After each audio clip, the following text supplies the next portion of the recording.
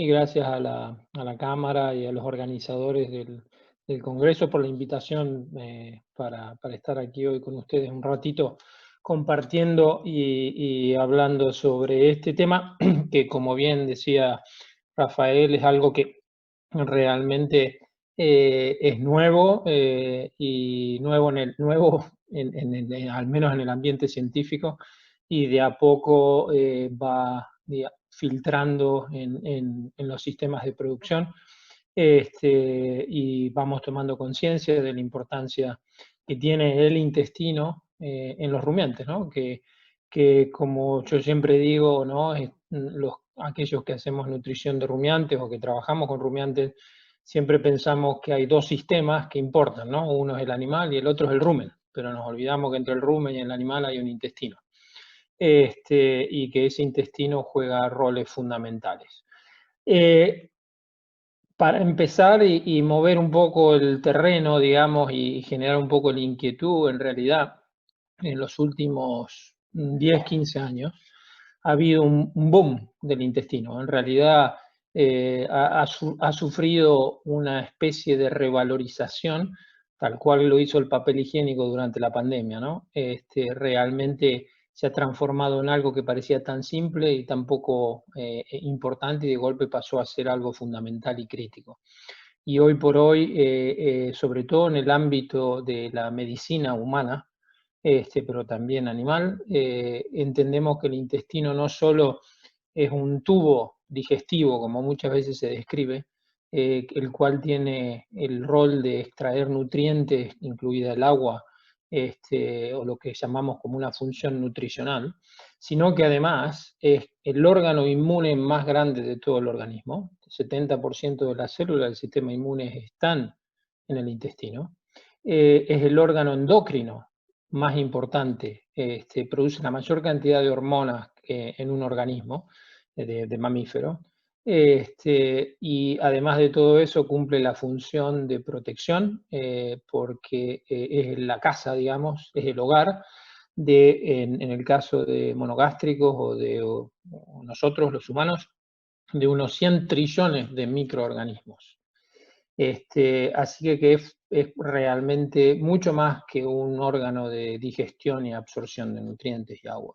Y de eso vamos a hablar hoy. Entonces, para hablar de esto, yo he organizado la presentación en dos sectores. El primer sector es como ir de vuelta a la escuela, digamos. Necesitamos hablar de algunos fundamentos básicos de qué es un intestino funcional. Es un poco aburrido, un poco académico, un poco lo que yo daría en una clase en la universidad, pero es fundamental porque necesito que todo aquel que esté escuchando tenga estos conocimientos mínimos necesarios para poder después discutir la segunda parte, que la segunda parte es la que va a ser interesante para todos aquellos que tengan interés en el área o que estén en la práctica hoy, ya sean veterinarios o productores o nutricionistas, y que tengan y piensen cómo van a utilizar estos conceptos o cómo afectan estos conceptos a su práctica.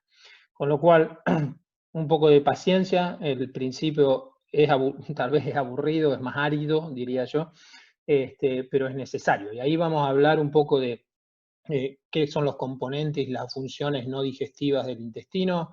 Vamos a introducir el concepto de barrera y permeabilidad intestinal, lo cual es crítico para esto que estamos hablando. Y vamos a hablar de lo que es la regulación normal, de cómo todas esas funciones se regulan normalmente cuando un animal está sano o cuando una persona está sana.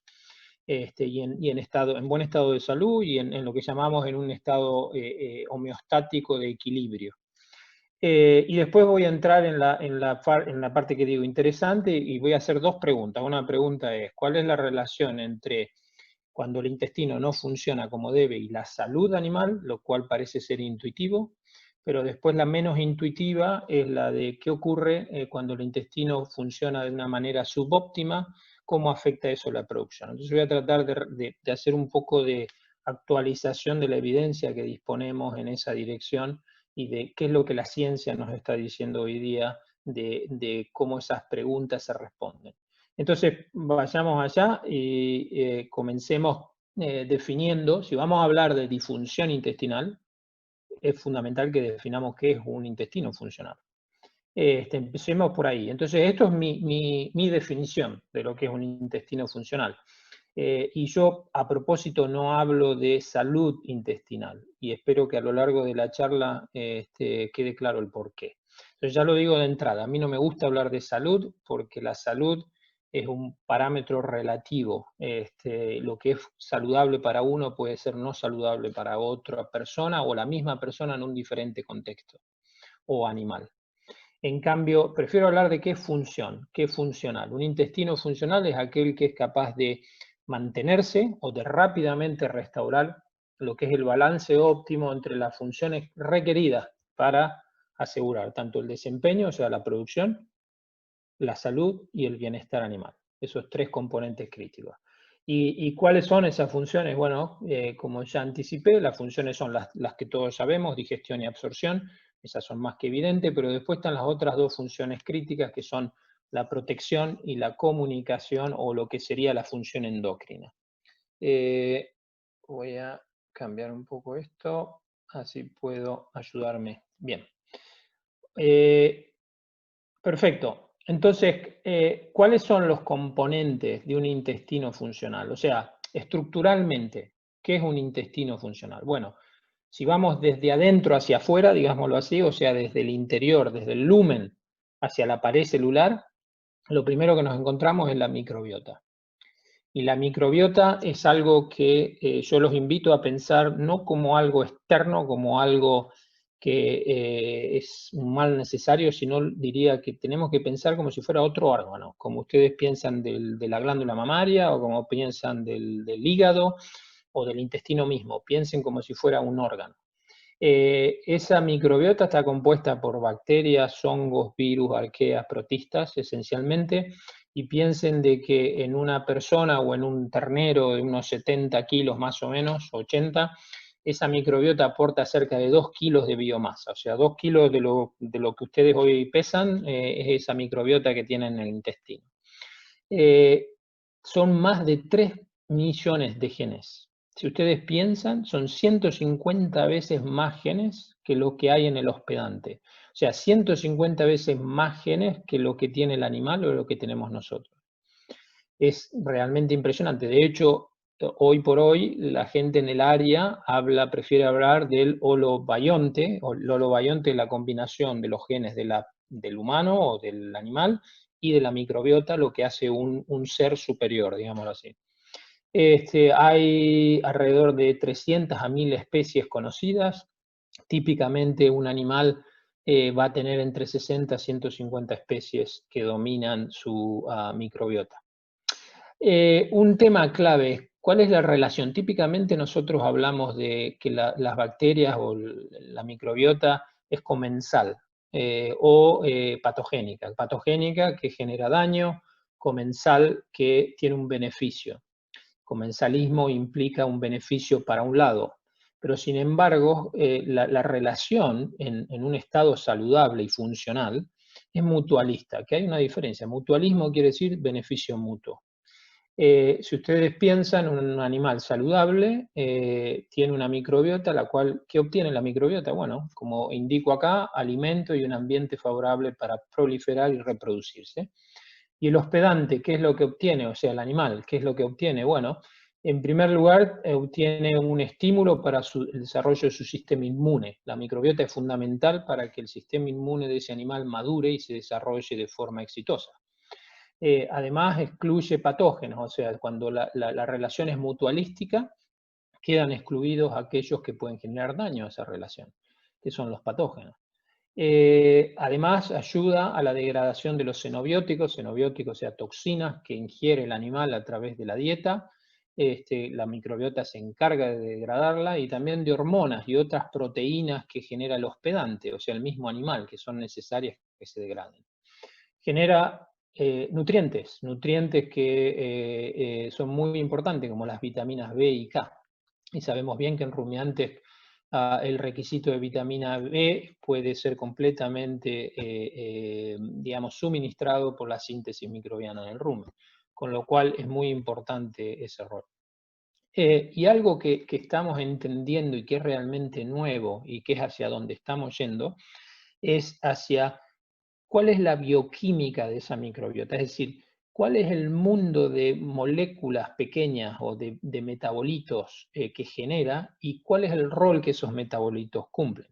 Aquellos que trabajamos en rumiantes reconocemos muy bien esto, porque sabemos que los ácidos grasos volátiles son fundamental para que la vaca o el ternero convierta la energía que hay en los alimentos o en una fibra o en lo que fuera en energía metabolizable.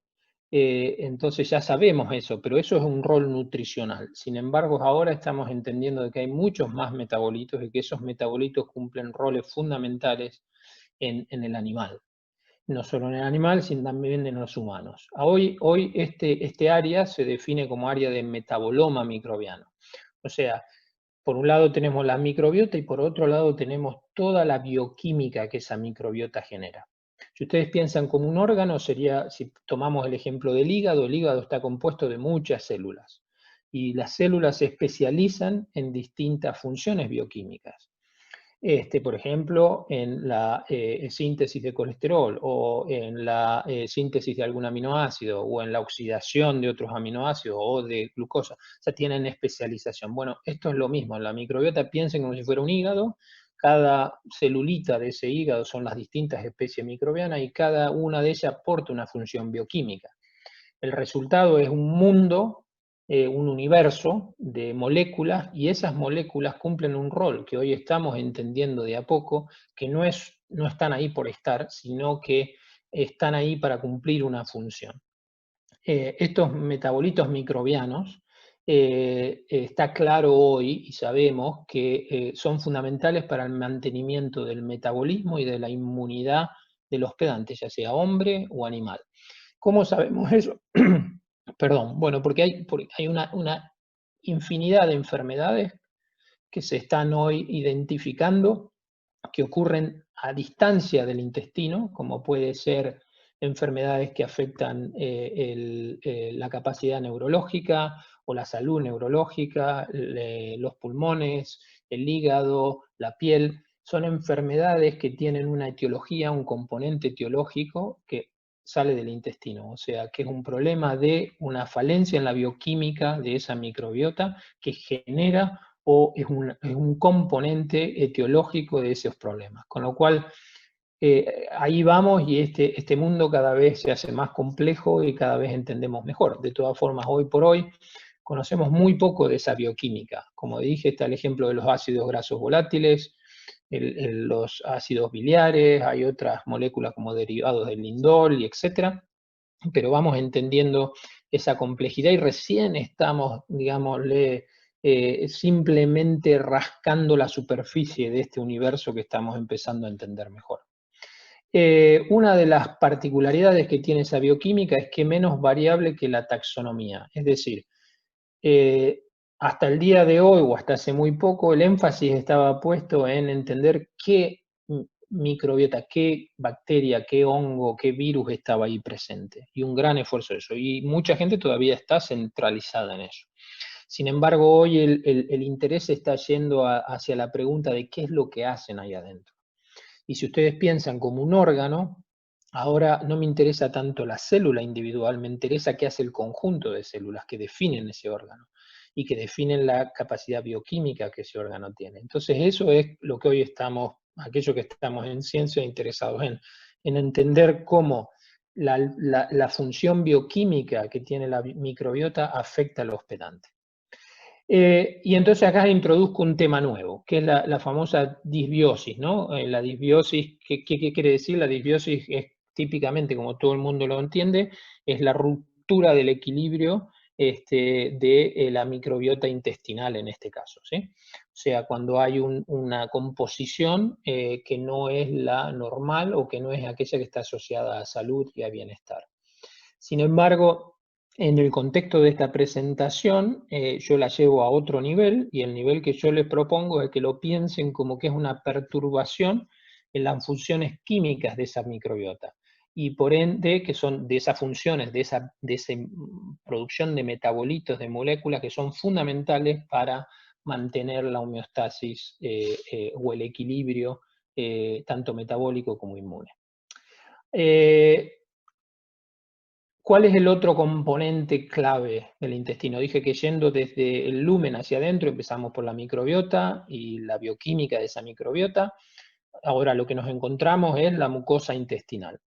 Bueno, la mucosa intestinal es realmente, si uno lo piensa, es una capita de células, solamente una monocapa de células que cumplen una función impresionante, que realmente tienen la responsabilidad de absorber aquello que es necesario y fundamental para la vida, como es el agua y los nutrientes, y por el otro lado, de no permitir el pasaje de todo aquello que puede ser dañino para la vida, como pueden ser las bacterias, las toxinas, los xenobióticos que hay en la dieta, etcétera, etcétera. Todo esto lo cumple con todo este rol de protección, lo cumple con una serie de estrategias. Estas estrategias empiezan nuevamente yendo desde el lumen hacia adentro, empieza primero con una capa de moco, en ese moco también nos encontramos inmunoglobulinas que secreta el propio epitelio intestinal, que van contra algunos grupos de bacterias específicas. Eventualmente llegamos a la capa de células que forman el epitelio intestinal, o sea, los enterocitos, y ese epitelio hasta aquí, o sea, el moco junto con el epitelio conforman lo que llamamos una barrera física, es parte de la barrera intestinal o de la función de barrera del intestino, y en esta es la componente física. Pero después tenemos toda una componente funcional, que es justamente, como dije, las inmunoglobulinas, por ejemplo, que secretan, y otros péptidos antimicrobianos que secretan, o una vez que atravesamos la barrera epitelial, nos encontramos con el sistema inmune subyacente de esa barrera, que juega un rol fundamental en censar el ambiente intestinal y determinar una respuesta inmune protectora del organismo. Todo este conjunto, digamos, está ocurriendo en un espacio, un conjunto de funciones, en un espacio muy, muy reducido, que es ese epitelio intestinal y la submucosa. Y eso ocurre permanentemente y particularmente durante las comidas, cuando la actividad microbiana aumenta exponencialmente debido a la entrada de nutrientes en el animal.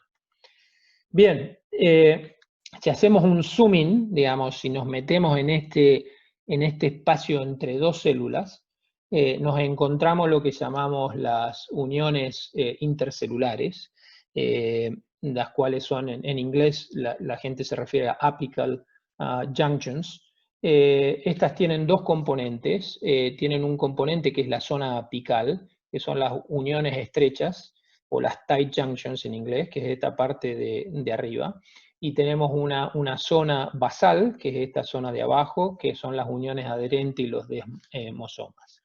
Yo lo que quiero acá dejarles es, sin ponerlos a dormir a todos, lo que les quiero dejar son dos mensajes. El primer mensaje es de que este espacio es un espacio permeable, contrario a lo que hoy mucha gente que yo hablo que se hace la idea, ¿no? Porque ahora está todo este bombardeo que tenemos con el tema del goteo, del leaky gut syndrome y todas estas historias, y mucha gente se hace la idea de que este espacio es un espacio estanco, impermeable, y es muy equivocada esa noción.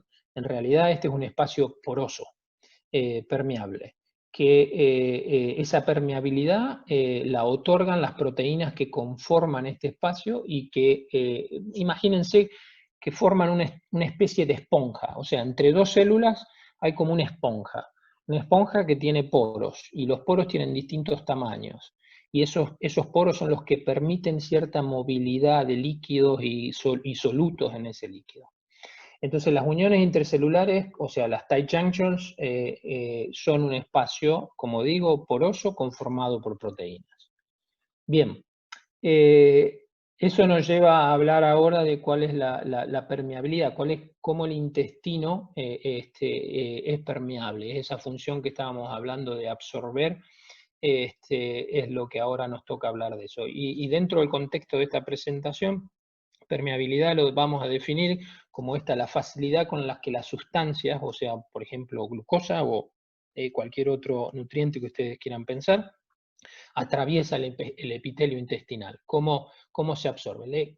Piensen algo, que esto que estamos hablando, tal vez nuevamente, creemos que el intestino no es tan crítico, pero es fundamental, porque la gran mayoría de los nutrientes se absorben en el intestino, inclusive en un rumiante, ¿sí?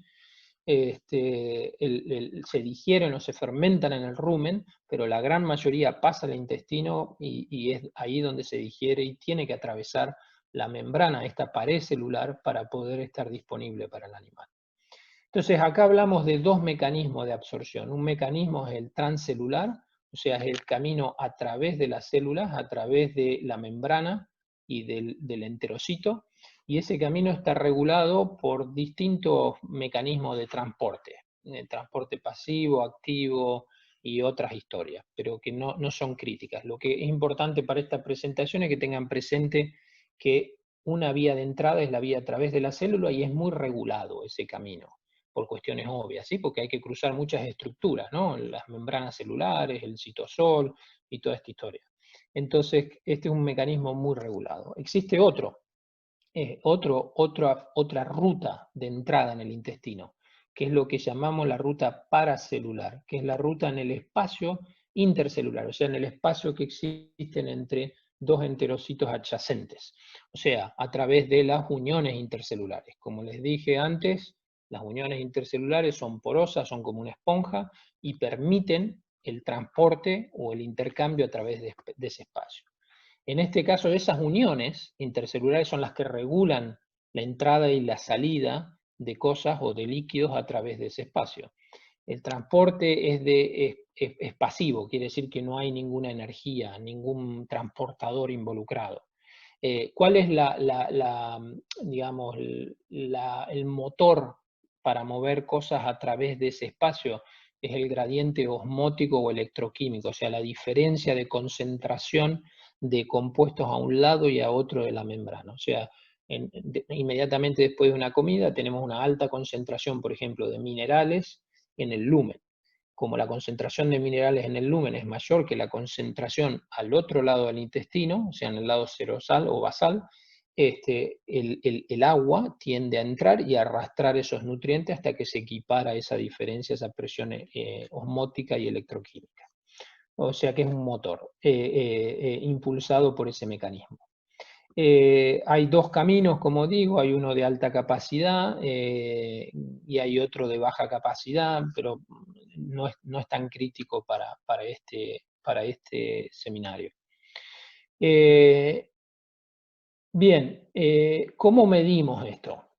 ¿Cómo podemos cuantificar esto que estoy hablando? ¿Cómo lo sabemos y cómo lo medimos? ¿Y por qué es esto importante? Porque es fundamental para que ustedes me entiendan el resto de la charla, pero también es importante porque estoy seguro que ustedes están siendo bombardeados o expuestos a un montón de información, de productos y de estrategias y de historias nutricionales y de manejo que apuntan a mejorar o a evitar el síndrome de goteo intestinal o leaky gut, o intentan mejorar el tema de la absorción intestinal y demás. Entonces es fundamental que ustedes entiendan cómo lo medimos para poder saber de si la información que ustedes están evaluando realmente es confiable o le faltaría algún aspecto para poder plenamente confiar en ella. Entonces, hay dos tipos de medidas. Una son medidas estructurales.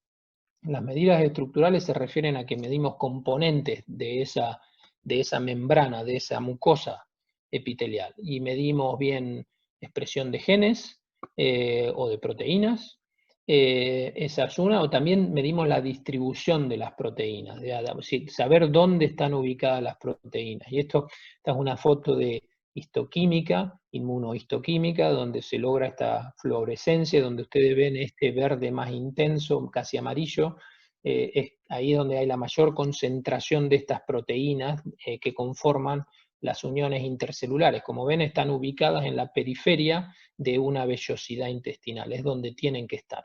Si hay un proceso que me muestra que afecta a esta distribución, si las proteínas están muy concentradas en el núcleo o en el centro de la vellosidad, no van a estar cumpliendo su función de barrera. Pero este es un problema. El problema de la estructura no es sinónimo de función, por lo que estoy diciendo. Si yo vengo a usted y le muestro que tengo un producto que mejora la expresión de ocludina, claudina, todas estas proteínas que conforman la unión intercelular, y le digo, mire, mi producto aumenta la expresión génica o proteica de de estos elementos claves para la permeabilidad intestinal, y por eso mi producto mejora la permeabilidad intestinal, no se lo crean, porque lo único que le estoy mostrando es la estructura. Una estructura sin un funcionamiento correcto no nos dice nada. Por ende, tenemos que hacer preguntas de función. ¿Cómo funciona esa estructura? Y entonces pidamos mediciones o medidas funcionales. Y ahí es donde existen tres posibilidades, digamos. Está la posibilidad in vitro, o sea, usando cultivos celulares y midiendo el intercambio de moléculas a través de ese cultivo celular. Está el método ex vivo, que básicamente lo que consiste es tomar un trozo del epitelio intestinal de un animal, de esa mucosa, montarlo en este sistemita que está acá, una foto, hay un trocito de la mucosa, como se ve acá en esta foto de la derecha, y después mido el intercambio de moléculas a un lado y al otro de ese epitelio. Y después está el método in vivo o sea en el animal. Y acá usamos dos tipos de marcadores o dos tipos de medidas. Uno, medidas en sangre o en orina, donde hay marcadores directos, o sea, son cosas que nosotros le damos al animal, que el animal no las puede digerir, y por ende, si esas cosas las encontramos en circulación o en orina, quiere decir que atravesaron la membrana epitelial, atravesaron el intestino a través de algún mecanismo. Y normalmente se habla de manitol, de lactulosa y de otras moléculas más grandes y más difíciles de manipular. Después están los métodos, esto está mal puesto, esto es inverso, esto sería indirectos y esto debería ser directos, perdón. Los indirectos, ¿por qué son indirectos? Porque no miden el proceso, miden la consecuencia de si ese proceso no funciona. O sea, si hay un problema de permeabilidad intestinal, como vamos a ver en un minuto, va a haber un problema o probablemente de inflamación. Si yo encuentro endotoxinas que deberían estar en el intestino y las encuentro en circulación, quiere decir que la barrera intestinal no está funcionando bien. Pero son medidas indirectas, porque esas endotoxinas tal vez pueden venir de otra parte, no necesariamente del intestino. Y por último, algo que usamos y que yo uso en mi laboratorio es lo que le llamamos la mosca pitufo, Smurf en inglés. Nosotros utilizamos una mosca que se llama Drosophila melanogaster. Esta mosca lo que básicamente le damos es un colorante azul, y cuando encontramos falla en la barrera, medimos la intensidad del azul, y como se muestra en esta foto, mientras más azul es la mosca, peor ha funcionado la barrera. Entonces, si yo combino esta medición con mediciones estructurales, me hago una buena idea de cómo está funcionando la permeabilidad intestinal. Bien, como les comentaba, este sistema es un sistema con una alta capacidad de regulación. No es un sistema estanco que está ahí como un sello, como un cemento que está completamente inactivo. Todo lo contrario, está en continuo proceso de remodelación. Esa autorregulación es fundamental. ¿Por qué? Porque hay tres funciones claves que la regulación de la barrera epitelial permite. Una es, como dije, la absorción. Es fundamental para la entrada selectiva de nutrientes y de agua. La otra función es la de protección. Tiene que impedir que entren patógenos, toxinas y antígenos de diversa naturaleza. Y por otro lado, es fundamental que permita la entrada selectiva de algunos antígenos para poder desarrollar lo que llamamos tolerancia inmunitaria. Es decir, para que el intestino y el sistema inmune subyacente no reconozca moléculas extrañas, o sea, ya sea bacterias o moléculas producidas por ellas, como un agente foráneo, y reaccione y monte una respuesta inmunitaria, sino que aprenda, digamos, de que hay determinadas bacterias como las comensales, las cuales no requieren una respuesta inmunitaria. Ese proceso de aprendizaje, de saber, de separar qué es bueno y qué es malo, se logra en lo que llamamos el desarrollo de tolerancia, y se logra a través de este muestreo que hace el intestino de lo que hay dentro del lumen, y eso ocurre gracias a la función de la barrera epitelial. Hay muchos mecanismos de control para que todo esto funcione apropiadamente, y algunos de ellos los vamos a tocar ahora. Pero ahora los quiero dejar con esa idea, con la idea de que Imagínense la mucosa intestinal como un sistema completamente dinámico, que tiene que cumplir estas funciones, que algunas de ellas son contrapuestas, ¿cierto? Porque la absorción es contraria a la protección. Y tiene que hacer todo eso en un espacio muy reducido. Eso es lo que creo que es clave. Entonces le voy a dar un ejemplo de regulación osmótica. ¿Qué quiero decir con regulación osmótica? La regulación normal, fisiológica, saludable. El mejor ejemplo, y tal vez lo que más está estudiado, es la regulación de la absorción de glucosa. Entonces, con este ejemplo lo que intento hacer es poner en contexto la importancia de lo que estamos hablando. Entonces, la absorción de la glucosa ocurre a través de un transporte activo. Como expliqué antes, esto es un enterocito, una célula de la mucosa, y ocurre por la vía, como están viendo acá, esta sería la vía transcelular. Este es el lumen y este es el lado de la sangre, el lado basal de la célula. Entonces la glucosa tiene que ir del lumen a la sangre para poder irrigar o para poder llegar a los tejidos que la necesitan.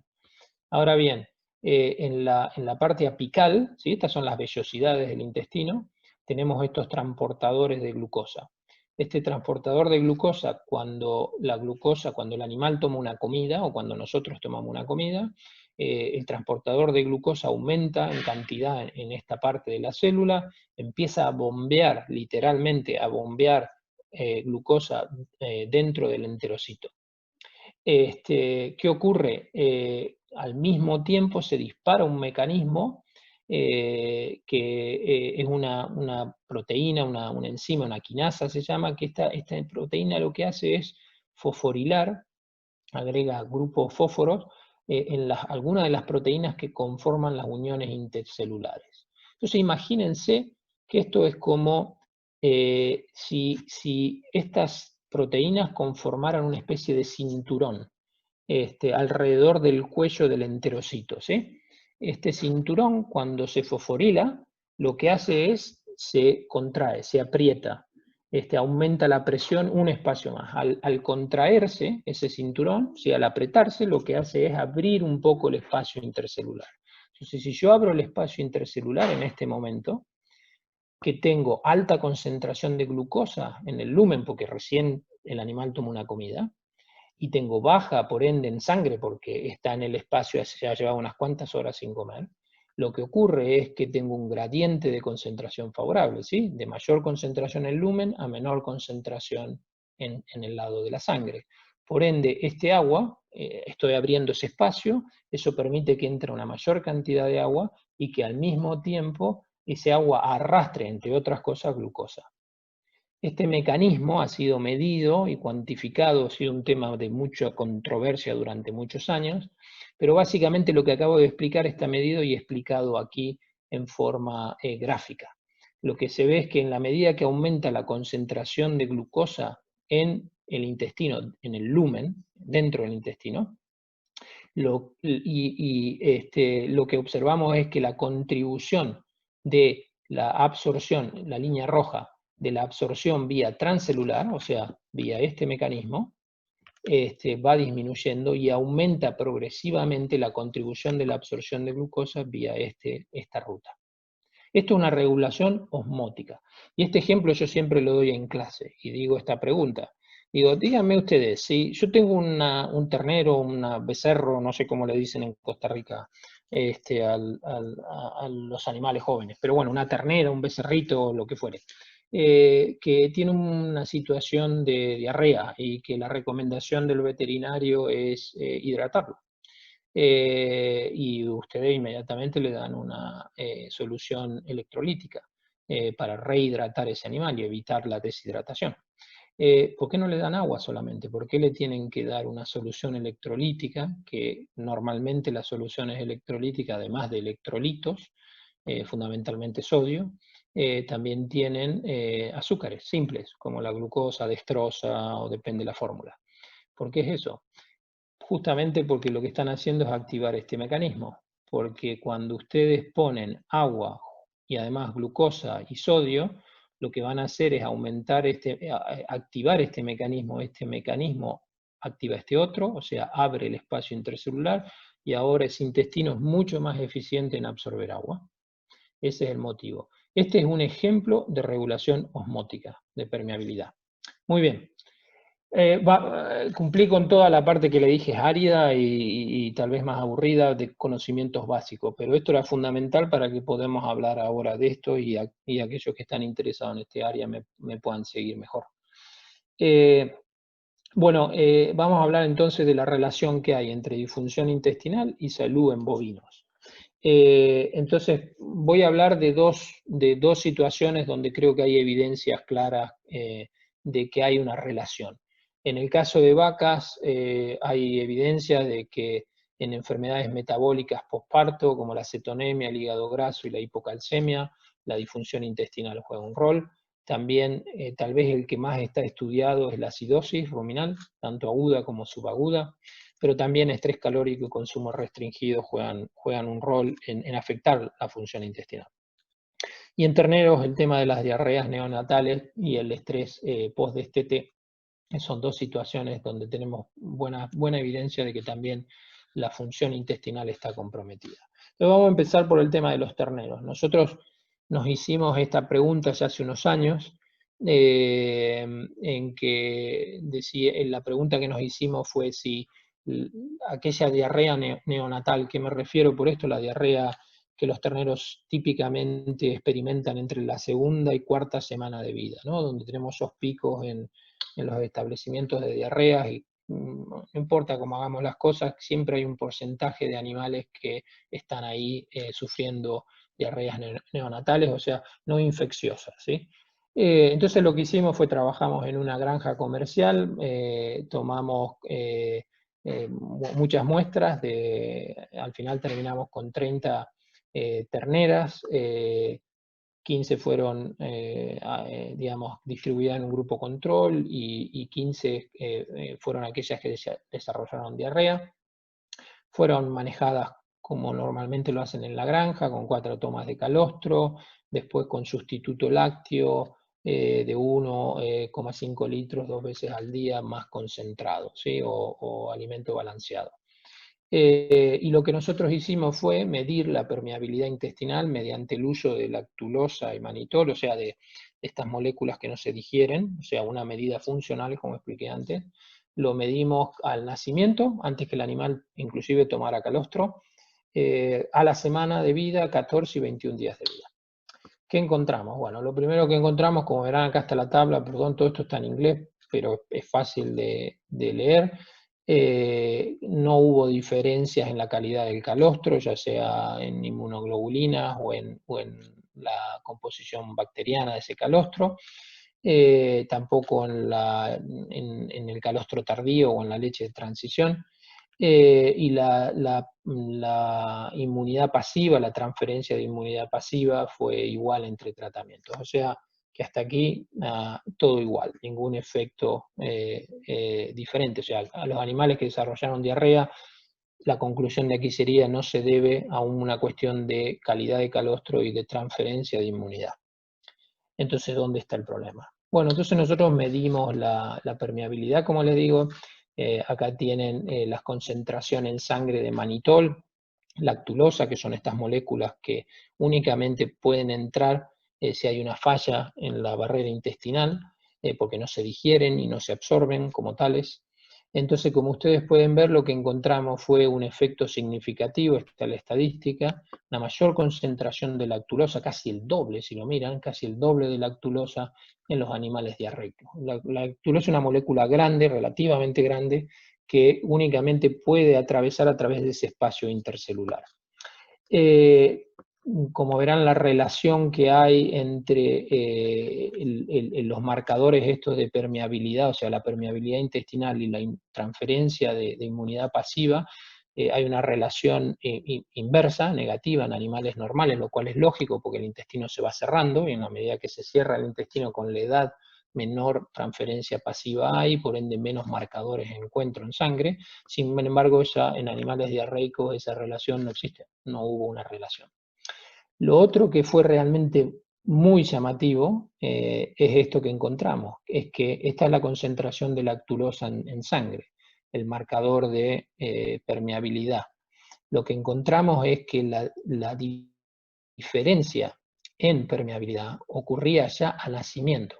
O sea, que estas terneras que desarrollaron diarrea ya nacieron con un intestino más permeable.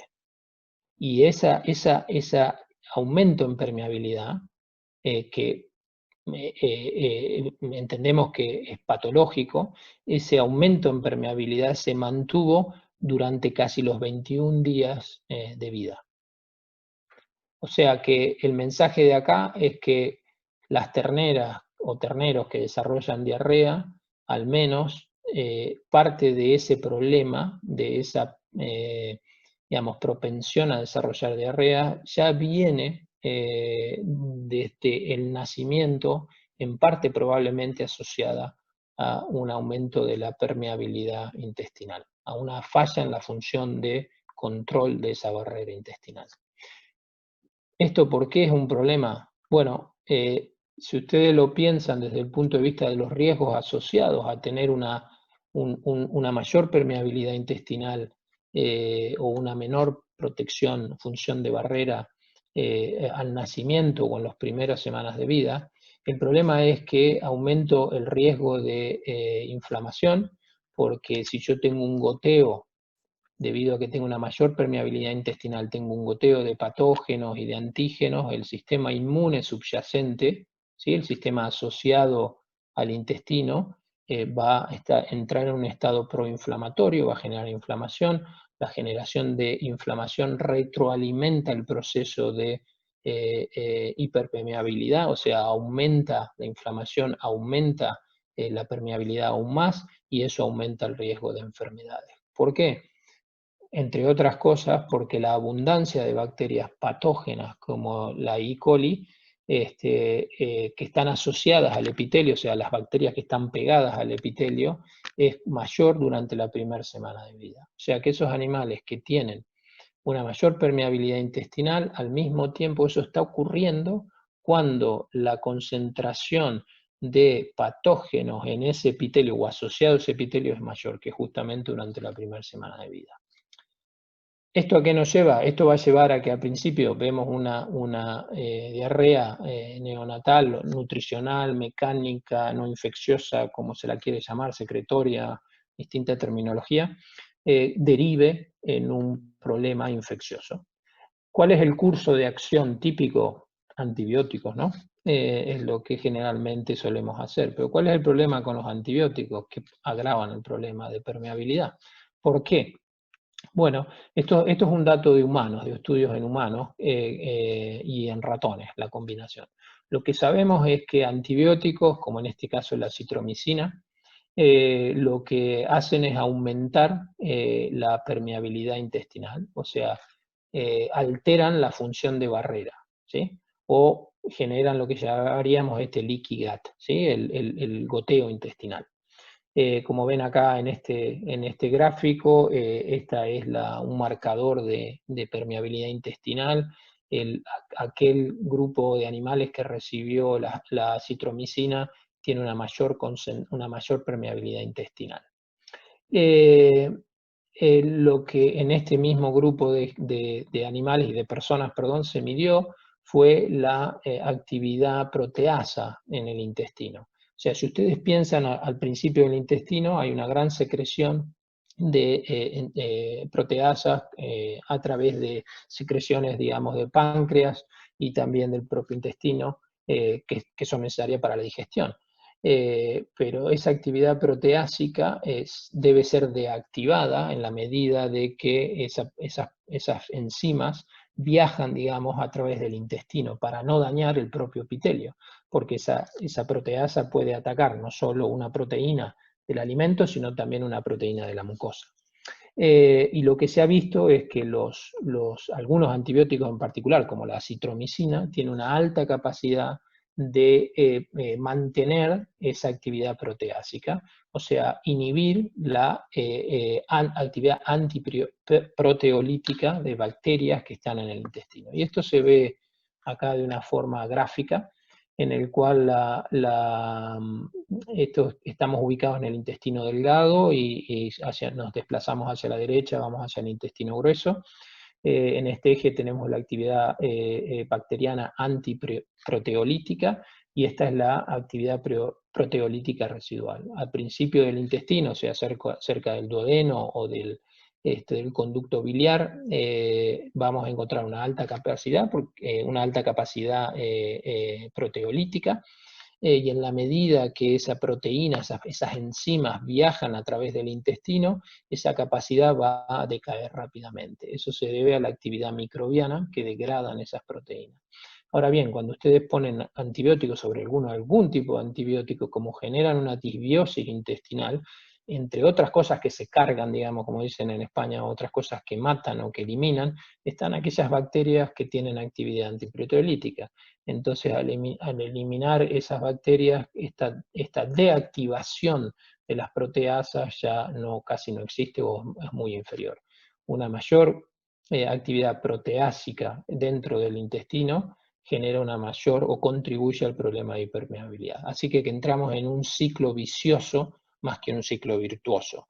O sea, hiperpermeabilidad, nacimiento, mayor riesgo de infección, terapia antibiótica, mayor riesgo de hipermeabilidad, y así vamos. Entonces ahí paro con el tema de los terneros y la salud, me paso al tema de las vacas. Estoy viendo que se nos va la hora rápido, y voy a explicar un poco el tema de la vaca y la salud. Tal vez el primer estudio que demostró de que en vacas probablemente hay una disfunción epitelial en condiciones de acidosis ruminal. Fue este estudio en el 2009 de un grupo canadiense, el cual trabajó con vacas Holstein, con 84 días de lactancia, produciendo 35 litros por día, y desarrollaron un modelo en el cual le daban de comer un Unifeed o TMR, 50-50 forraje concentrado, durante un periodo, después seguido de una semana, donde reemplazaban parte del concentrado, aumentaban la proporción de concentrado al 60%, y cambiaban maíz por una mezcla de trigo y cebada, lo cual es una mezcla de almidón más explosivo en el rumen. Con este modelo ellos demuestran y miren el pH promedio en el rumen, y encuentran que su modelo, este modelo experimental, genera acidosis ruminal. Esa acidosis ruminal se ve a través del pH promedio diario o del pH por debajo de 5,6 acá, en este, o 5 u 8 creo, que también las vacas pasaban más tiempo bajo esa línea de pH. Lo interesante que este estudio demostró, fue el primero en medir este aspecto. Miren la cantidad de endotoxinas en el rumen, y encuentran que el desafío genera una cantidad de endotoxinas, un aumento muy, muy importante en la concentración de endotoxinas, LPS, lipopolisacáridos, en el rumen.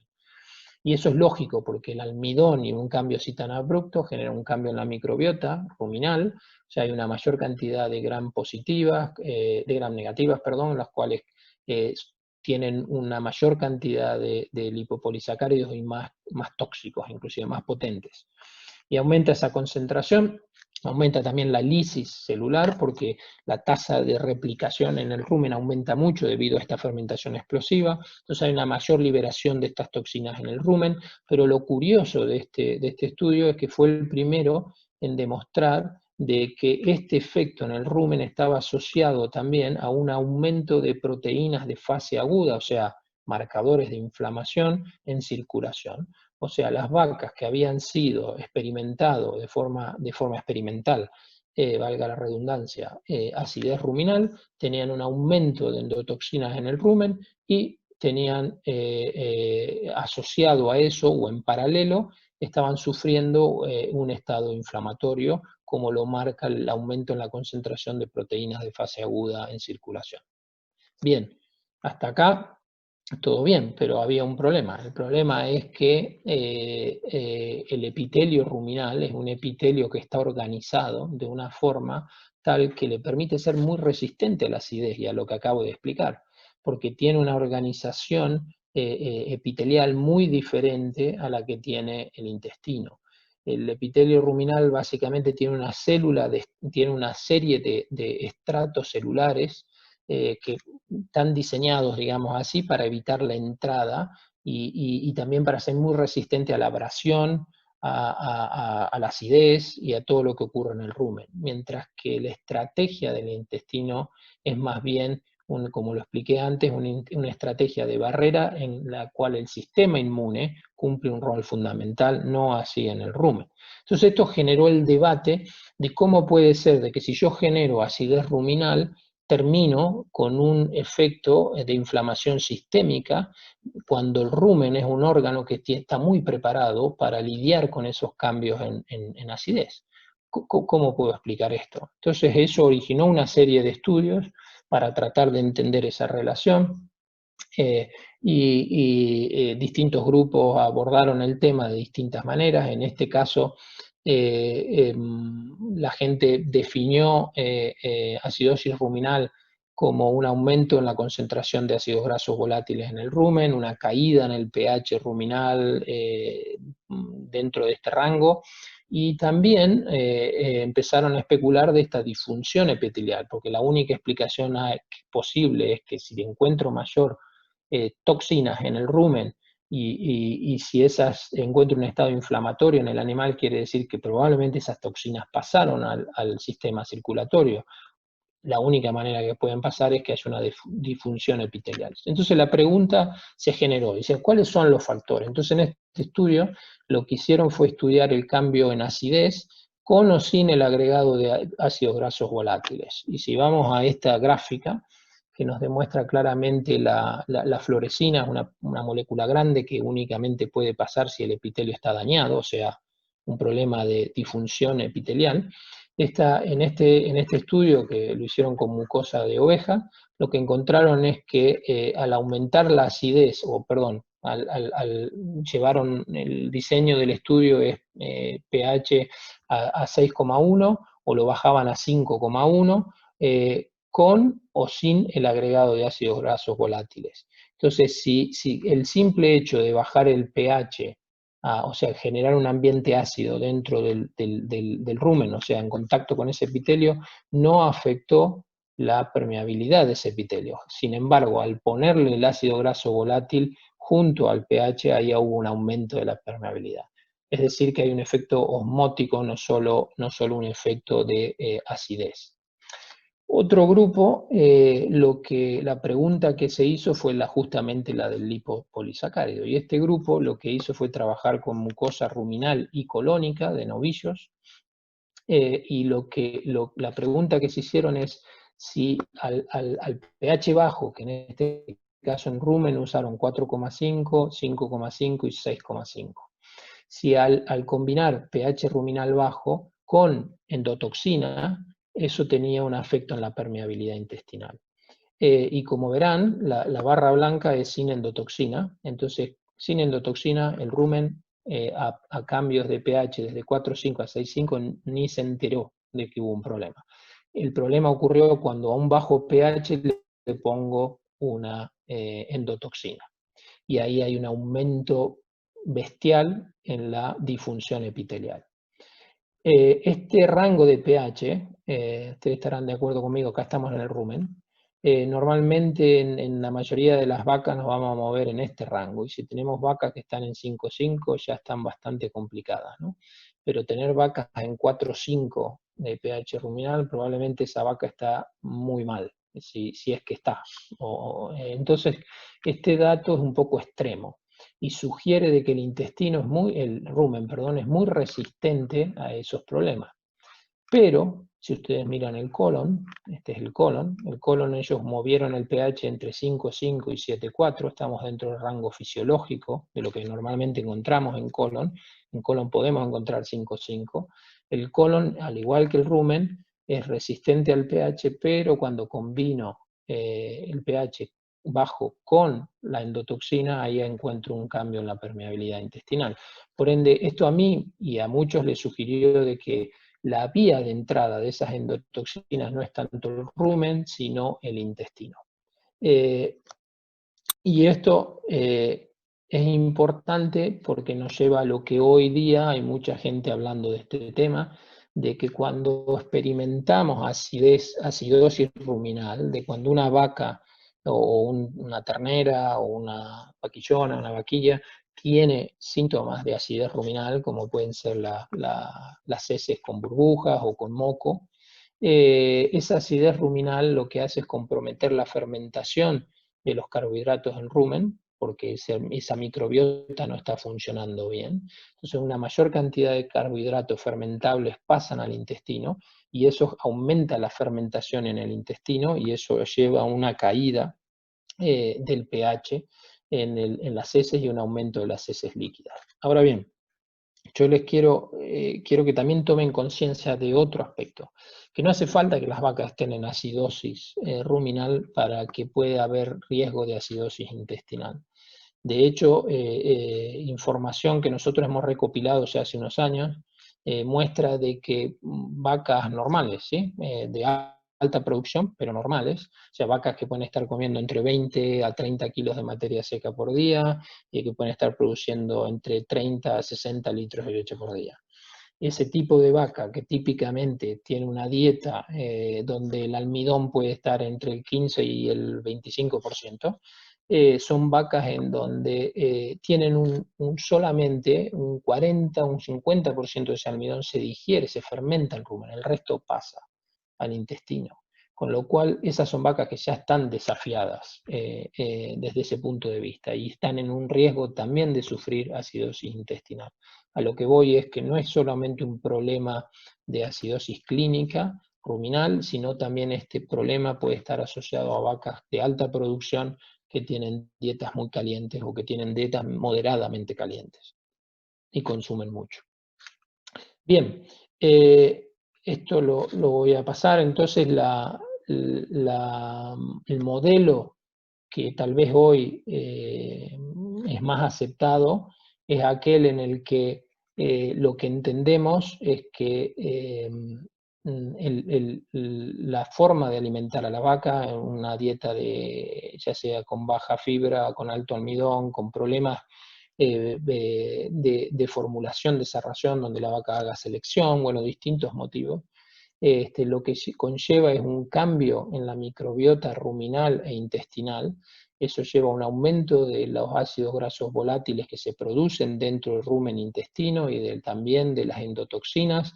Todo eso aumenta la presión, digamos así, en la función de barrera intestinal, aumenta el goteo de estas endotoxinas a nivel, digamos, que cruzan la barrera epitelial. Eso aumenta o genera una respuesta proinflamatoria, esa inflamación en forma de citoquinas, proteasas, agrava el problema aumentando aún más el goteo intestinal. Entonces, lo que yo creo que tal vez nosotros hablamos de acidosis ruminal o acidosis intestinal y en realidad deberíamos hablar de, como está indicado en el título, de disbiosis nutricional. O sea, si ustedes lo piensan, el problema es que a través de la nutrición generamos una disbiosis, generamos un cambio en la microbiota, esa microbiota genera, como decía al principio de la charla, alteramos su bioquímica, genera una cantidad de ácidos grasos y de endotoxinas, las cuales son el problema. Y no es en sí la acidez el problema como la evidencia indica, ya que tanto el intestino como el rumen son altamente tolerables a la acidez per se. Bueno, por cuestiones de tiempo voy a acelerar un poquito y antes de redondear el tema, quería hablarles un poco. Ignacio, perdón, no se preocupe por el tiempo. Bueno, yo estaba yendo rápido para cumplir con el tiempo, pero bueno, Por nosotros no se preocupe, aquí el bien, tiempo valioso es el suyo. bien. Entonces, desacelero un poquito y les cuento un poco, todo lo que estuve haciendo hasta recién era mostrarle la relación entre la disfunción epitelial o intestinal y la salud del animal. Y ahora voy a pasar a hablarles cómo la disfunción intestinal puede afectar la productividad, o sea, independientemente de la salud. Y esto es introducir el término de inmunometabolismo, o sea, la interacción entre inmunidad y metabolismo. Básicamente, esta gráfica lo resume todo. O sea, lo que podemos decir es si tenemos un proceso como el que acabo de describir, ¿no? Un proceso ya sea por una falencia en el manejo nutricional o un problema de estrés térmico, alguna historia que induce una disbiosis intestinal, una disbiosis, un cambio en esa microbiota genera una mayor carga de endotoxinas. Esas endotoxinas a su vez generan o tienen una mayor entrada porque hay una falla en el epitelio intestinal. Lo que va a ocurrir es voy a tener una respuesta inflamatoria. El sistema inmune a nivel intestinal, ruminal, que subyace esos órganos va a responder con inflamación. Si el problema continúa, la inflamación eventualmente será sistémica, ¿no? Si ese problema no se resuelve localmente, eventualmente puede hacerse sistémico. Pero antes de que la inflamación llegue a tan lejos, a ser un problema de salud, lo que vamos a encontrar es que ese proceso que acabo de describir, por un lado va a generar ineficiencias digestivas y mala absorción, como dije, ¿no? Si hay un problema de acidez ruminal, todos sabemos de que esa vaca digiere peor, por eso encontramos almidón en heces, cuando no deberíamos. Entonces hay un problema de digestión. Ese problema de digestión también está agravado por ineficiencias metabólicas. Ese animal empieza a funcionar metabólicamente de forma subóptima. Y voy a explicar el cómo. Al final, si yo combino mala absorción, mala digestión con ineficiencia metabólica e inflamación, lo que estoy teniendo es un costo nutricional. Hay muchos nutrientes o que no se van mal a utilizar, no se van a absorber, o se van a utilizar para pagar, digamos, o alimentar el proceso inflamatorio. Por ende tengo un costo nutricional. Parte de lo que el animal consume en forma de glucosa, aminoácidos y demás va a ser utilizado por el sistema inmune para poder, digamos así, pagar la fiesta del desbalance que ha generado ese problema. Entonces, si yo tengo un costo nutricional asociado al problema que acabo de describir, quiere decir que hay menos nutrientes para producir. Por ende voy a tener una merma en el desempeño de ese animal, ya sea leche, ganancia de peso vivo, lo que sea la métrica que nos interesa en ese animal. Entonces ahora este planteo teórico se los voy digamos, un poco a documentar con información más reciente. El estudio tal vez que mejor abordó este tema, aunque no es perfecto, pero es un muy buen estudio, es un estudio del grupo de Lance Vanguard, que ahora está en Iowa, en el cual lo que ellos hicieron fue tomaron un modelo muy interesante, donde tomaron vacas Holstein, produciendo 40 litros de leche diarios, y a estas vacas le dieron una alimentación muy estándar, un TMR, con una relación forraje concentrado típicamente americana, dieta americana, durante 5 días, y eso lo llamaron periodo 1. Y ese periodo lo siguieron durante una semana, por lo que le llaman el periodo 2, el P2, que fue un periodo de desafío. ¿En qué consistió el desafío?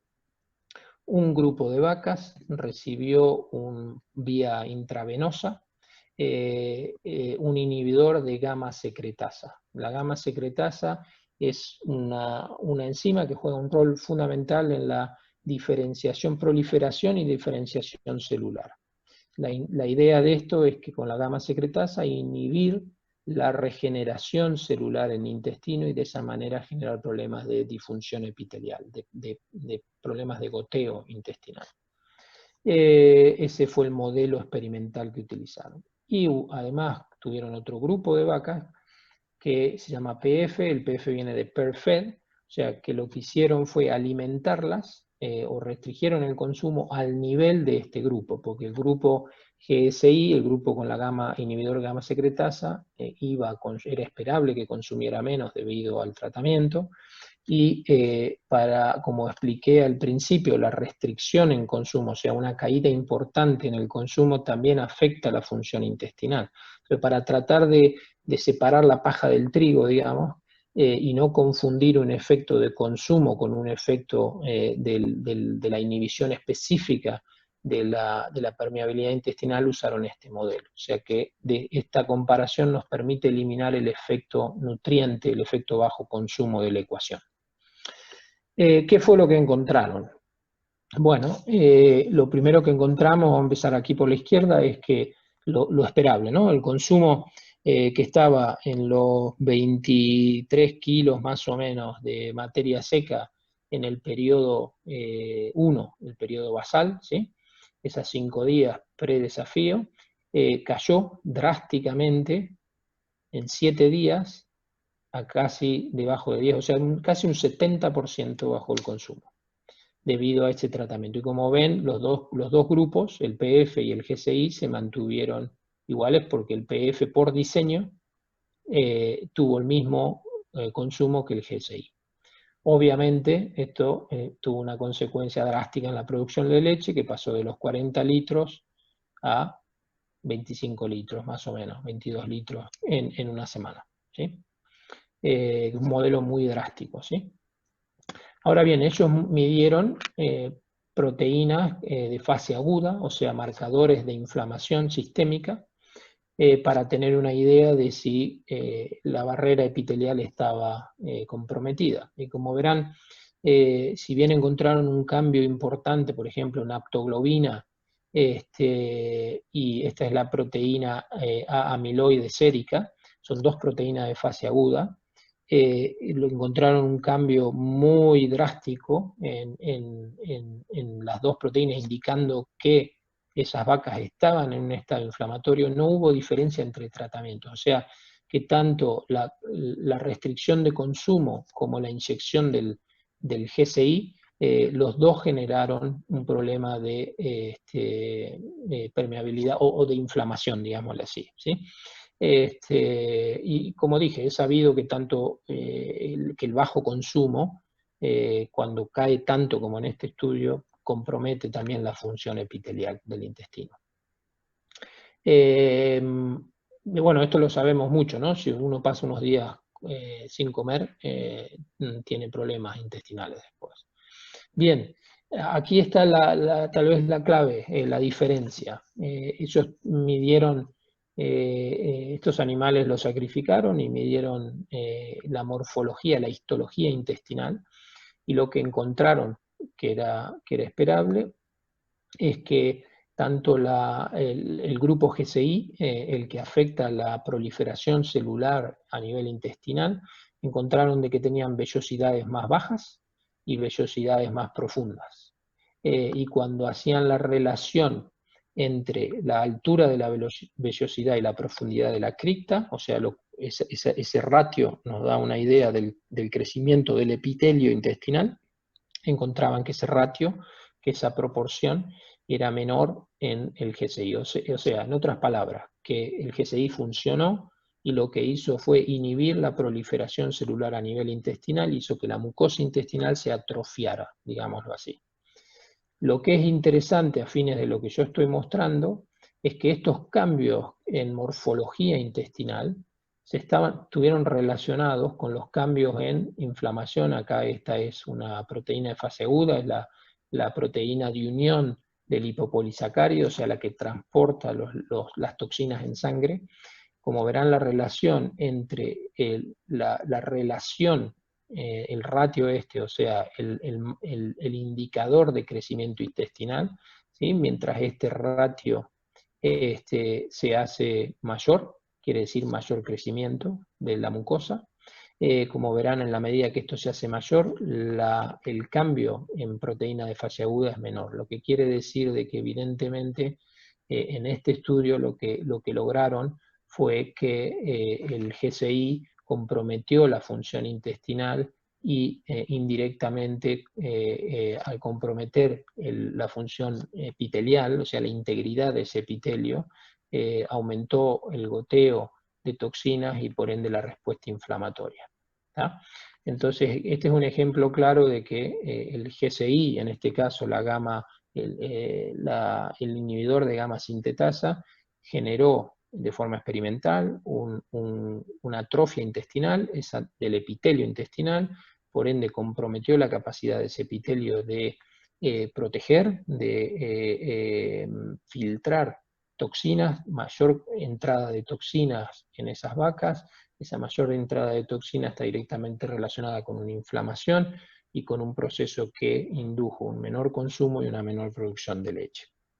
Ahora bien, lo más interesante de este estudio fue el metabolismo, que muestra el valor único de lo que estamos hablando. En este cuadro tenemos la glucemia, o sea, la concentración de azúcar en sangre. Como verán, ninguno de los tratamientos, el que comió poco, digamos, o el de la GSI, hubo diferencias entre ellos y tampoco relación al periodo 1. O sea que las vacas fueron muy buenas en mantener la glucemia constante, lo cual es fundamental para la vida, ¿no? Ahora, fíjense lo que ocurre en el tema de la insulina y de los lípidos. El grupo, digamos, la barra sólida es el grupo PERFED, o sea, el que estuvo alimentado en forma restringida, tiene una caída en la insulina, lo cual es lógico, porque la insulina es una hormona anabólica, o sea, uno secreta insulina cuando hay nutrientes. Si el animal no está consumiendo nutrientes, es normal que ese animal tenga una menor cantidad de insulina. Si hay menos insulina, esa es una señal de que el animal puede usar tejido adiposo como fuente de energía, y que es justamente lo que esto indica. Estos son ácidos grasos no esterificables que están en circulación, los NIFAs. Como vemos, las vacas que consumieron menos tuvieron una mayor movilización de grasa para compensar la pérdida en consumo, lo cual estuvo permitida, o sea, la llave que permite que eso ocurra fue esta caída en insulina. Pero miren lo que pasó con la GSI. A pesar de que tuvo el consumo al mismo nivel y la glucemia al mismo nivel, la cantidad de insulina básicamente se mantuvo constante. O sea que estos animales fueron lo que decimos resistentes a insulina, se transformaron resistentes a insulina. Y eso impide de que haya una movilización, por ende, de tejido adiposo, de tejido graso. Esto es prototípico de una activación del sistema inmune. Esto es lo que ocurre cuando activamos el sistema inmune. El sistema inmune genera activación del sistema inmune, genera resistencia a insulina para priorizar el uso de glucosa y de recursos o aminoácidos por el sistema inmune. Y ese es el problema de lo que llamamos una resistencia a insulina inducida por un proceso inflamatorio, que en este caso fue generado por una disfunción epitelial. Entonces, este estudio claramente nos muestra de que una disfunción epitelial, sin llegar a ser aguda como en este caso, puede estar induciendo esta condición, una condición de ineficiencia metabólica, y esa ineficiencia metabólica agrava el problema de consumo no óptimo o no máximo, lo cual se va a combinar 1 más 1, lo que va a generar es una mayor caída, una merma en la producción de leche en este caso.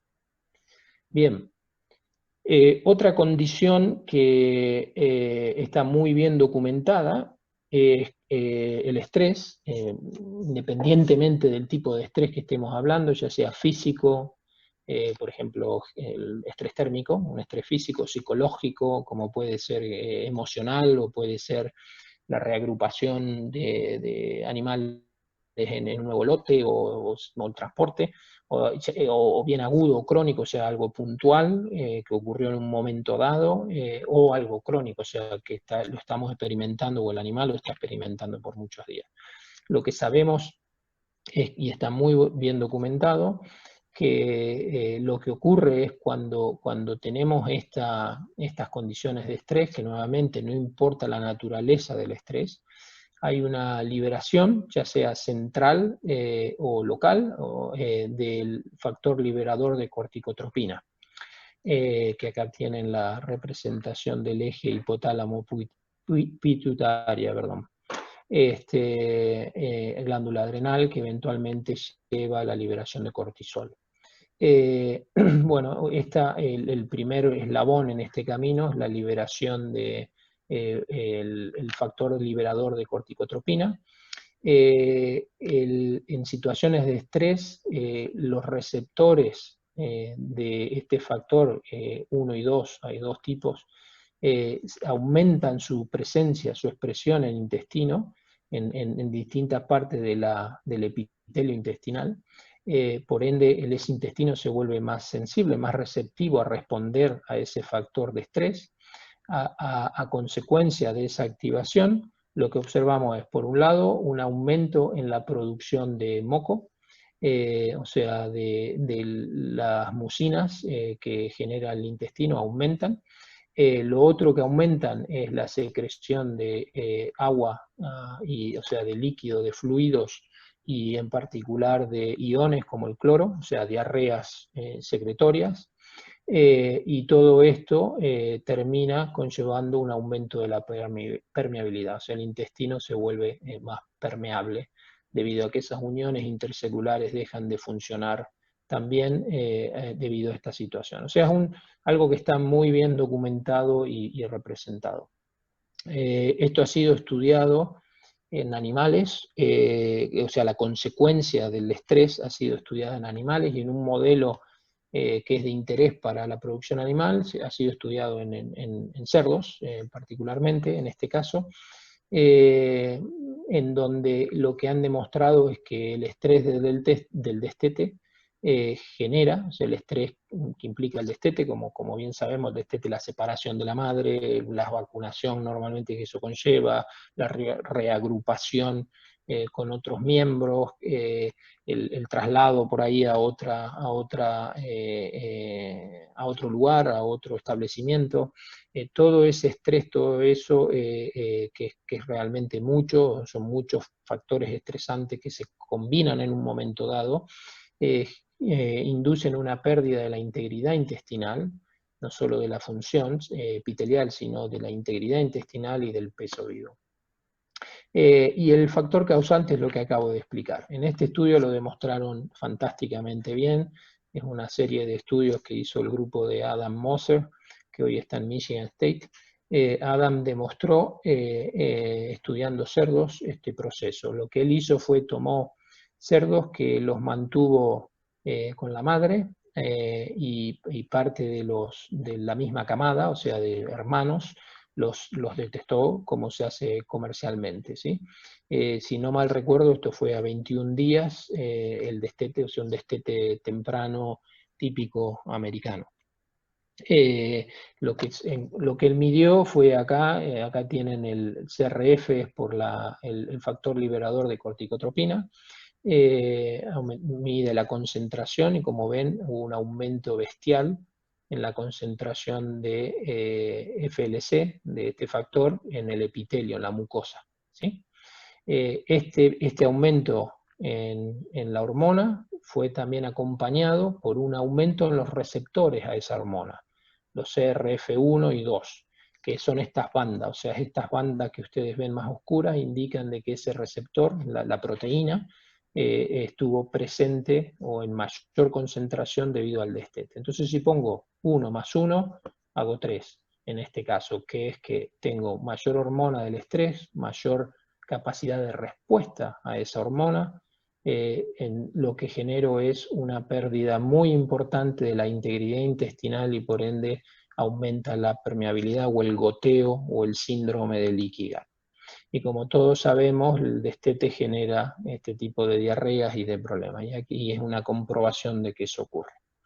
Bien, nosotros en su momento nos hicimos la pregunta de que esto es una serie de estudios muy elegantes, muy bien hechos, muy interesantes, pero cuando vayamos a la práctica la pregunta era, ¿este problema se traduce realmente en un efecto productivo o es únicamente una cuestión de salud?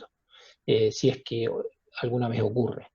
Entonces decidimos hacer un estudio para tratar de contestar esa pregunta. ¿Qué es lo que hicimos? Trabajamos con el mismo modelo, o sea, cerdos que los destetados normalmente a 21 días, pero en este caso lo que utilizamos fue la cromolina. La cromolina es un inhibidor de los mastocitos, de la degradación de mastocitos debido a el factor liberador de corticotropina. O sea, inhibe, digamos, la activación de células inmunes que generan el problema de permeabilidad a través de la inhibición del factor liberador de corticotropina. O sea, es como una especie de, digamos, de bloqueador de los receptores de factor liberador de corticotropina, en este caso a nivel intestinal. Entonces lo que hicimos fue, tomamos los lechones, estas son 20 días de vida, 6,4 kilos de peso vivo, los separamos en 2 grupos, le dimos una inyección intraperitoneal, 30 minutos antes del destete, 8 y 16 horas post-destete de cromolina, que es un factor antihistamínico, digámoslo así, ¿sí? ¿Qué fue lo que encontramos? Bueno, lo que esperábamos, en este caso medimos permeabilidad utilizando 2 marcadores, el cobalto EDTA, una molécula grande, y el mannitol, y como verán, en negro son los animales tratados con cromolina, y encontramos una menor cantidad de cobalto en sangre, quiere decir que hubo una menor entrada de ese cobalto, por ende una mejor protección de ese intestino, o una mejor función, y lo mismo con el mannitol. O sea que nuestro modelo funcionó para prevenir el aumento de la permeabilidad que genera el destete, ¿tá?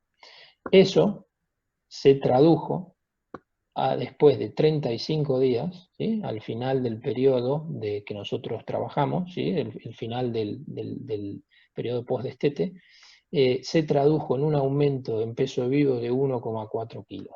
Realmente una cosa impresionante. Si ustedes lo piensan, que solamente intervenir dentro de las 16 horas alrededor del destete para inhibir la vía de activación del factor de liberador de corticotropina a nivel intestinal, generó 35 días después un cambio de 1,4 kilos. Realmente es fantástico. O sea que este estudio demostró de que la disfunción epitelial, en este caso generada por el estrés del destete, compromete la productividad animal. Bien, todo esto es en cerdos, es lo que acabo de mencionar.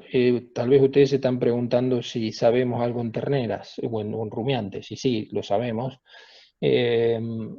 Y hay evidencias que en este caso, esto es un estudio de Canadá, de grupos en Canadá, ellos han demostrado de que estos son terneros, los cuales le han medido la permeabilidad a través, en este caso, de un marcador de permeabilidad en orina, que es cromo.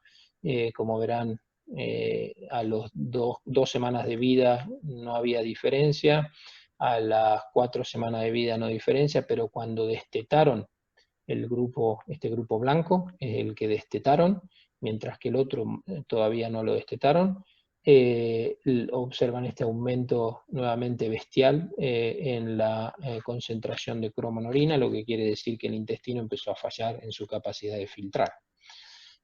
O sea, conclusión, el destete genera disfunción epitelial en terneros también. Más aún, y agregando a esta situación, lo que se encuentra es que en el destete hay un aumento de la diversidad microbiana, o sea, aumentan las poblaciones microbianas de distinta calado, de distinto tipo, tanto en rumen como en intestino, se aumentan las probabilidades de encontrar cosas no buenas, digámoslo así. De hecho, se encuentra también que en el destete induce una expresión de los genes inmunitarios, o sea, quiere decir que el sistema inmune está siendo activado, probablemente se debe en parte a esto que expliqué, esta disfunción epitelial y esta incapacidad de función de barrera. Pero algo muy interesante, y tratando de ir hacia el lado más aplicado, lo que también encuentran es que estos cambios están asociados a un cambio, a una caída en la concentración de ácidos grasos volátiles en intestino, particularmente de ácido acético y butírico. Que básicamente volvemos siempre al tema de que el intestino es un componente o es una entidad que está compuesta por la microbiota y por las estructuras epiteliales que describí. Y esto evidencia de que el destete no solo afecta a las estructuras del intestino en sí misma, el epitelio, sino también a la microbiota que está presente en ese intestino y a la función bioquímica de esa microbiota, que en este caso se manifiesta por una caída en la concentración de estos ácidos grasos. Bien, ¿cuál es la relevancia de esto? Y desde un punto de vista más práctico, es que el ácido butírico probablemente es el ácido graso mejor estudiado y demostrado de que tiene capacidad de conferir defensa y tolerancia inmunológica al intestino. O sea, acá yo muestro ejemplos, pero básicamente en este estudio lo que hicieron fue, tomaron, estos son ratones tratados con o sin endotoxina, tienen la condición con endotoxina, es esta. Esto, mientras más alto es este número, más alta es la permeabilidad intestinal. Entonces, como verán, acá tengo el control, el grupo control, el grupo con endotoxina, PAF, tengo un aumento en la permeabilidad intestinal.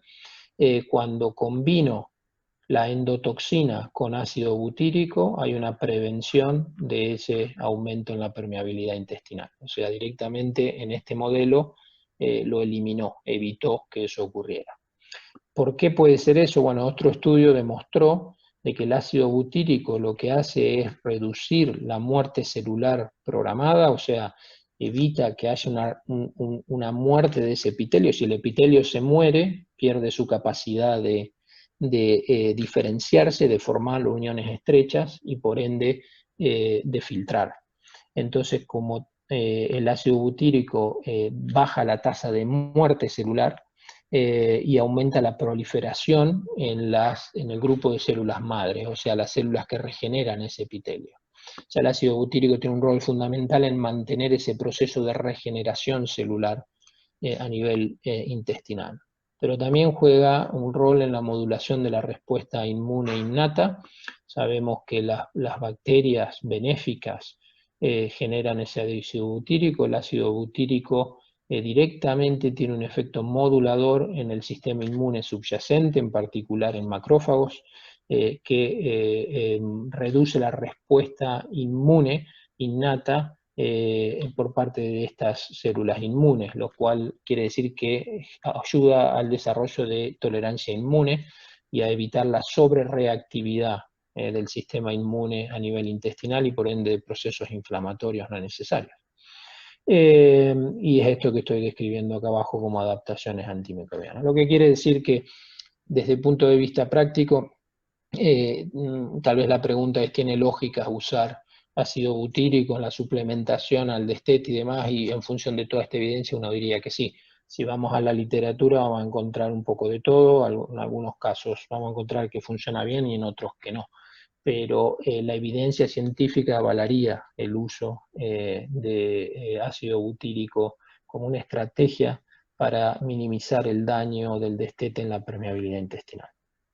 Bien, otra estrategia que se puede usar y que nosotros hemos estudiado es el uso de antiinflamatorios, ¿no? Yo dije que parte del problema es que la pérdida de función epitelial aumenta la entrada de antígenos, toxinas y demás que generan una respuesta inflamatoria. Esa respuesta inflamatoria retroalimenta el proceso, agudiza aún más el problema de permeabilidad intestinal, de hiperpermeabilidad, lo aumenta aún más y entro en ese ciclo vicioso. Bueno, la pregunta que nosotros nos hicimos fue, ¿podemos interrumpir ese ciclo vicioso poniendo un agente antiinflamatorio que ayude a cortar la respuesta inmune innata y de esa manera prevenir un aumento en la permeabilidad intestinal?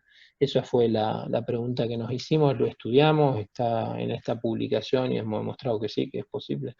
Que por ende la combinación de estrategias como puede ser el ácido butírico con antiinflamatorios, que en este caso nosotros usamos uno de origen natural, pueden tener lógica a la hora de tratar de minimizar el impacto que situaciones de estrés como el destete puedan tener en la disfunción intestinal y por ende indirectamente en la respuesta inmunometabólica de ese animal que comprometa ya sea la salud o la producción.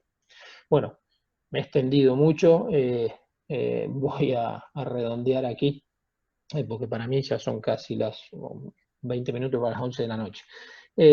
Y les agradezco la paciencia, pero bueno, los dejo con lo que creo que a mí me gustaría que se lleven de esta charla, que es que los bovinos tienen mucho más que un rumen, y son más que un rumen.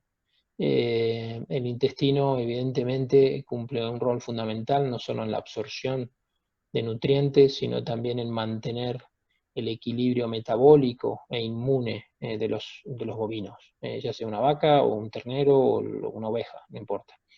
La funcionalidad intestinal, o sea, que ese intestino funcione correctamente, depende de la interacción del intestino o de la pared celular, de la pared intestinal, perdón, con la microbiota. Tengamos eso presente. No es una cuestión estricta del animal, tampoco es una cuestión estricta de la microbiota, es la interacción entre ellos dos. Lo que sabemos es que cuando hay situaciones que generan disfunción intestinal, que acarrean problemas de disfunción epitelial, de disbiosis o de ambos, hay una alteración de las funciones bioquímicas de esa microbiota, o sea, se pierde el mutualismo, se pierde esa relación nos queremos y empezamos a pelearnos, y por ende empieza a haber una falla eventualmente patológica o de hiperpermeabilidad de la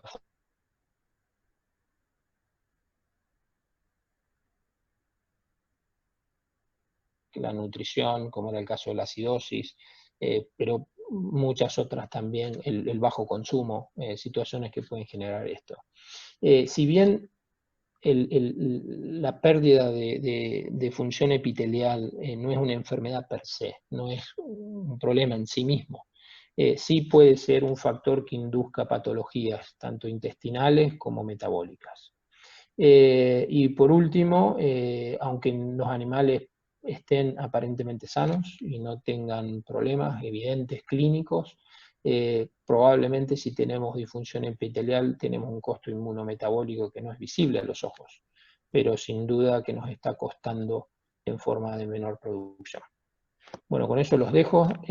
Cualquier necesidad, preguntas, contacto, no duden en mandarme un email. Muchas gracias por la atención. Copelecheros RL. Somos ahorro, créditos, seguros, inversiones y mucho más.